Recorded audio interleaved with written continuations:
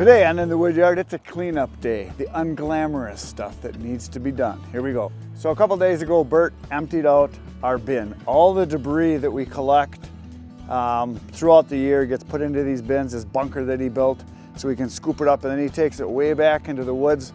Way in the corner there, you can't see it probably on camera, but there's a little bitty spot back in the corner there that slopes way down. It's kind of a low area that's not really tillable at all up against the woods, and that's where we dump all of our debris, all the sawdust, the branches, the bark, the chunks, all the stuff that you can't really sell. People think I can sell it, is not worth picking through, so that's where it goes out there. The chips, however, that all gets put on people's gardens, yards, friends, relatives of Bert's, people that want it. So the chips get used, but not the debris. And I'm gonna show you kind of what happens. Now last night, we got, I don't know, probably an inch of rain. So the ground is really soft and soupy today, so I really can't drive around out here because we got puddles. I mean, I could, but it just tears it all up. So if we get a soupy day like today, I don't really do much as far as work in the wood yard, production-wise. So what I'm gonna do is take advantage of the time I got today, which I got a few hours. I'm gonna do some cleanup. Because we ran the processor a couple times and all of this is getting filled up here, as you can see, so that all needs to be cleaned up. All the debris on the ground here, and if you come around over this way, as we do processing, all this stuff happens, all of this. And because we're on concrete, I'm gonna be able to scoop all this up, put it in a pile, and get rid of it. So another reason why I'm gonna get this cleaned up, obviously because I don't wanna go out there, is that we've got another load of wood coming in a couple days, and it's gonna be put right here. So I'm gonna take this stack here, and we're gonna move it over by the processor so that it's ready to go when we need to process, because next week I'm gonna be processing all of this oak and some of this oak, because I got a customer that I need to fill an order for. So we're gonna get all this area all cleaned up, because right here is where we're gonna put the next load of wood when it comes in a couple days. So it's a cleanup day, one of those unglamorous kind of things, because if you've got a wood yard, you're gonna have messes. And what's nice about this concrete that we have here is it's pretty easy to clean up. So bark like that will lay here. Some of this stuff here is debris that will get scooped up, and yeah, there's some pieces in here I can pick out of there. Sawdust in there because this was all cut up. So I'll clean this pile up a little bit, put the cookies in a bin. And then even over here, if you look at, hey guys, if you look at these piles here, the pile of cherry and the pile of hickory, we get debris like this over here. We did a little splitting over here. So stuff like this happens. And if you don't stay on it, all of a sudden you got a mess everywhere. So it doesn't pay well to clean up, but it makes everything easier. Now, I was suggested by a couple people over the last couple years that I should take all this debris and the sawdust and I should spread it throughout the wood yard. And at first thought, it's a good idea because it'll look nice and it makes use of all that stuff, and it would make it so it was less muddy. But what those people don't realize, and I've seen it happen because I did that in some trails I had at one time, and after talking with my brother Ken, in big time production wood yards, they scrape it clean all the time. There's a reason they do that. Because very fast what happens is that debris will build up. You'll get it, 3, 4, 5, 6 inches thick, and you think, oh, that's kind of nice. But no, it's not, because when it rains, it stays wet, and then it starts to rot, and then it breaks down, and then you know what you have? More mud. That's all it does. It holds all the moisture in, and you have more mud. So making trails or surface that's covered with debris, not a good idea, not here anyway. Maybe if you're in extremely rocky or sandy soil, you could get away with it. But we have pretty much black dirt and clay here, and it would just stay wet, and it would literally turn into pudding. And I am not a fan of pudding. Well, I like to eat it, but not play in it. So all this stuff's gonna get cleaned up right now. We're gonna move some logs. So one of the things we do use in the wood yard or for other purposes is the sawdust. Now you can see this tote here is already filled. You can see the lines here. So this is getting pretty full. If you look inside here, I took the cover off. It's dry in there. I did take some wet stuff and threw it in there, but it stays fairly dry in these totes, and this is the cover that goes on, or if you look down from the inside, you can see there's a bunch of sawdust in there, and it comes out of the chute from the processor, And they're over there on the other side of the log pile over here. There's another tote. And we had 3 other ones, but people that we know, Mike, who helps us out here, he wanted some sawdust. His neighbor wanted some sawdust. And I said, hey, just come and get it. Take the tractor, put the forks on, lift up a tote, put it in your truck, take it away. Just bring the tote back, because we got these cut out custom so that we can fill them with sawdust. And my brother, not Kenny, my brother Eric, has a garden, and he says, hey, can I get some sawdust? I said, absolutely, you can have all you want. So I'm gonna take this one and the other one. I'll probably have another one probably within the next couple weeks that I'm gonna take him in my dump trailer. I'm just gonna take the totes right in there. We're gonna dump it in his garden. He's gonna use it to put it all around his vegetables. Because I get people that ask me all the time, well, you should use that for your garden. It's great. You know what? I don't have a garden. I don't have time for a garden. But my brother has a garden. Both my brothers have gardens, and they do use the sawdust, which is fine with me. So I'm the kind of guy that lets the other people grow the stuff and then I eat it. I'm that guy. I'm a harvester, not a grower. So the debris that is underneath the processor here, that's in these bladders that Bert cut down that we used in the other processor, we use them under here too, works great. It's a lot easier than crawling underneath or trying to reach underneath with a rake or a shovel. The bladders are cut down to, I don't know, it was like 8, 9 inches, whatever it is. And then we got ropes on them so we can pull them right out. And I see other people are doing that now too. It's a good use of the bladders. And there's holes drilled in the bottom so that the water, when it does rain, it can drain out, but it doesn't drain great. We find the best time to clean these up is right after we're done processing, when it's dry, because now it's all wet from getting rained on. But I'm gonna pull these out, and usually we use the tractor to pull it over to the bin and then dump them. I'm just gonna pull them over manually because I don't want to drive over and dig big ruts in the mud over there. So what you see underneath here right now, when I pull them out, you'll see, is from 4 trailer loads. So that would be 16 face cords or 5 full cords about. That's how much debris that we made from that many loads. So I'm gonna rake this up, scoop this up, clean this whole area out, just clean it up. And if you don't stay on it and clean it out occasionally, it gets to be bad, because what happens is it builds up, and then all of a sudden your debris is not falling down through the grates. It's not falling down and getting away from the elevator. It's getting built up around the splitting chamber, and you just end up with a mess. So you got to clean it up every once in a while. And this, like I said, this is the unglamorous stuff that most of the time other people don't show you. They just show you the, oh, look at, I make perfect wood all the time. Well, that's nice, but this is reality. Let's do some cleaning.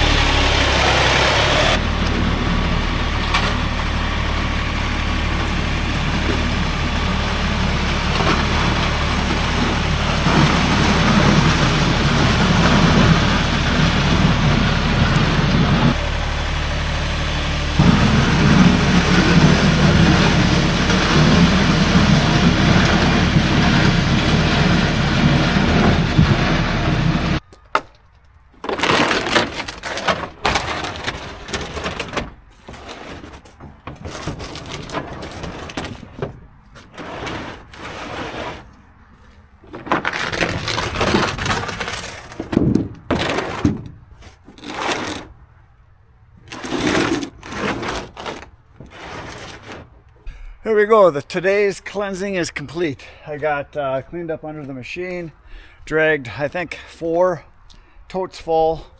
They're pretty full, about as much as I could pull, like dragging a deer, and that was enough. So then I cleaned up all this stuff. Now what I did was there was a whole bunch of oak here in front, and there was a bunch of oak in back. And what I did is you saw me plucking out all the oak that was in back there, and then I put it over here. And then I pushed this whole pile of ash back so there's more room here. And then I loaded the live deck. So that's good to go. And then all this stuff right here in front can be put on the live deck and cut. And all this stuff over here can be put on the live deck and cut. So now this is all open all the way through here. And I also took, you probably saw me taking some stuff over there. That's the stuff that's dry, that I know is 100% dry and ready to be cut and split and sold. So I don't know, there's probably 3 cords there.